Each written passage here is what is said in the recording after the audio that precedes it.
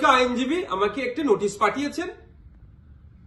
তিনি বলেছেন 48 ঘন্টার মধ্যে যদি তার ক্লায়েন্টকে আমার বক্তব্য দ্বারা নাকি মিসলিড হয়েছে এই মর্মে বক্তব্য প্রত্যাহার, ক্লারিফিকেশন বা তার নোটিশের উত্তর না দিলে আমার বিরুদ্ধে আইনত ব্যবস্থা নেবে।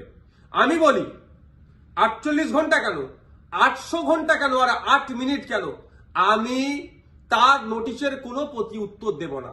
আমার বক্তব্য যদি আইন বহির্ভূত হয়, আমার বক্তব্য যদি সংবিধান বহির্ভূত হয়, সিধে চলে যাক সে কোর্টে, আইনের মাধ্যমে তার সাথে আমার বোঝাপড়া হবে। আমাকে নোটিশ পাঠিয়ে কি ধমকানো চমকানো হচ্ছে? এই ধরনের অনেক নোটিশ আমি খেয়েছি। আমার নামে অনেক মারাত্মক মারাত্মক অভিযোগের মামলা নিয়ে আমি মাথায় করে চলছি, মিথ্যা অভিযোগ নিয়ে। ও নিয়ে আমি ভয় পাই না। কেউ যদি মনে করে নওশাদ সিদ্দিকীকে এই নোটিশ পাঠিয়ে ধমকাবো চমকাবো বসিয়ে দেব, আমি তাতে আমি ভয়ও পাবো না, আমি চমকেও যাব না। কারণ আমার অনেক দেখা হয়ে গেছে এইগুলো।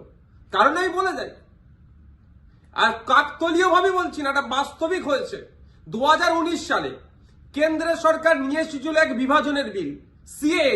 যখন আমার বড় ভাইজান পিরজাদা আব্বাস সিদ্দিকীর নেতৃত্বে সারা বাংলায় যখন বিজেপির বিরুদ্ধে আন্দোলন আমরা সংগঠিত করেছিলাম, ওই সময় গভীর রাত্রে আমাদের বাড়িতে পুলিশের দ্বারা হামলা চালানো হয়েছিল।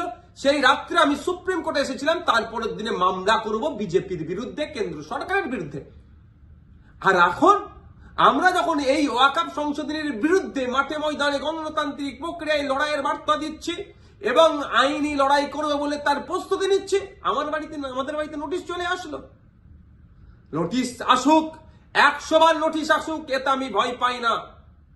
কিন্তু এটুকু আমি বাংলার মানুষকে জানিয়ে রাখতে চাই যে যারা প্রতিনিয়ত মুসলিমদের বিরুদ্ধে কথা বলছে, মাদ্রাসা নিয়ে কথা বলছে, মসজিদ নিয়ে কথা বলছে, কোরআন শরীফ নিয়ে কথা বলছে, তাদের বিরুদ্ধে নোটিশ যাচ্ছে না কেন, তাদের বিরুদ্ধে আইনত ব্যবস্থা গ্রহণ করছে না কেন?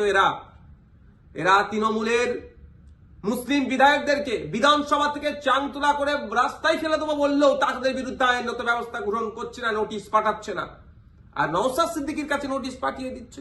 ঠিক আছে, আইনি লড়াই আমি লড়ে নেব। আমার আইনের যারা বিশেষজ্ঞ আছে, সম্মানীয় বিকাশ রঞ্জন ভট্টাচার্য স্যার এবং সম্মানীয় শামীম দ্বারা কথা বলেছি, তারা আমাকে বলেছে তো আপনার কাজ হচ্ছে রাজনৈতিক লড়াই লড়ে যাওয়া, বাকি আইনি দিকটা আমরা বুঝে নেব। সুতরাং আইনি লড়াই কোর্টে আমিও বুঝে নেব। কিন্তু আমার প্রশ্ন, যারা প্রতিনিয়ত মুসলিম সম্প্রদায়কে, মাদ্রাসা মসজিদকে আক্রমণ করছে, বিষ উগলাচ্ছে, তাদের বক্তব্যতে হিন্দু মুসলমানের মধ্যে যে সম্প্রীতি, যে ঐক্য বাংলায় বিনষ্ট হতে পারে, তাদের বিরুদ্ধে কটা নোটিশ করা হয়েছে, তাদের কজনের বিরুদ্ধে আইনত ব্যবস্থা গ্রহণ করা হয়েছে, বাংলার মানুষ একটা জানবেন, আমিও জানতে চাইছি। শুধু তাই নয়, আমাদের রাজ্য সরকারের যিনি প্রধান মমতা ব্যানার্জি মহাশয়াকে একটা বক্তব্য শুনেছিলাম, কি জঙ্গি যোগ না কি বলে দেখে দিয়েছিল, তখনও চুপ করেছিল। আর নওশাদ সিদ্দিকীর বিরুদ্ধে নোটিশ, ওই নোটিশ পাঠিয়ে আমাকে কেউ ভয় পাওয়াতে পারবে না। বিজেপির এই ওয়াকফ আন্দোলনের বিরুদ্ধে, সংশোধনী যে নিয়ে এসেছে ওয়াকফ, এর বিরুদ্ধে আন্দোলন জারি থাকবে।